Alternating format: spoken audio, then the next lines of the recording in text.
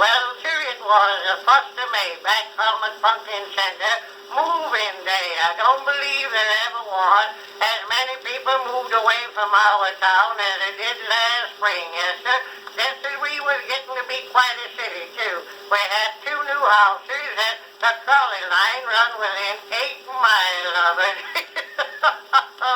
Well, the whole trouble was our town went prohibition last spring, yeah. We're a dry town now. We did have 4 saloons and 1 drugstore, and now we got 5 drugstores. Well, Hiram Wood made up his mind he was going to move over to Hickory Corners and sent over to get Jim Lawson and me to come over and help him move. They had moved the fence that run from his house down to the drugstore, and he didn't have nothing to get hung by.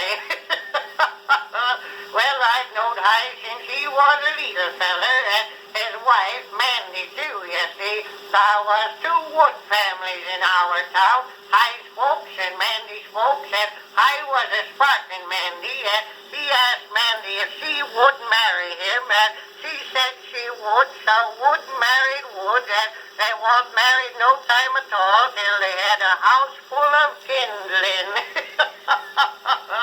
Well, I was a sort of no-count fella.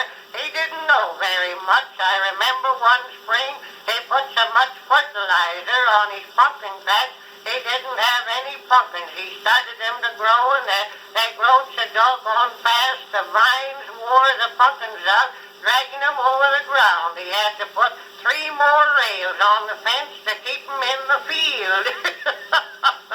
Well, he heard somebody say laugh and grow fat, and he sat up 2 whole days and a night tickling the hogs with a straw trying to get them to laugh. He said he could save a lot of corn if he could get them hogs to laughing. Well, he only done one good thing. He was the leader of our band. He played a juice harp, but along in the winter he got a cold, and doctor told him to grow whiskers. Well, sir, he growed whiskers that looked like a load of hay on fire, and then he couldn't play the juice harp anymore because he got tangled up in his whiskers and pulled him out, and that busted up the band.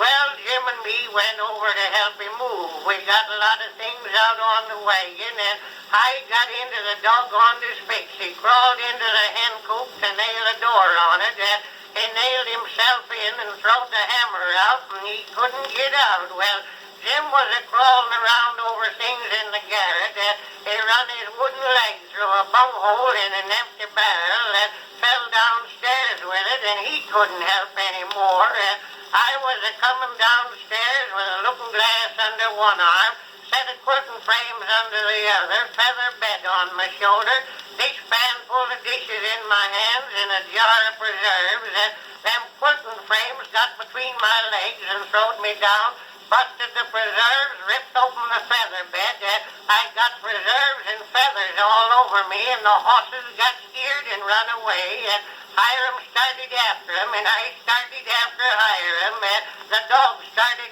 after me, and the whole town of Punkin Center turned out to see who'd been tarred and feathered.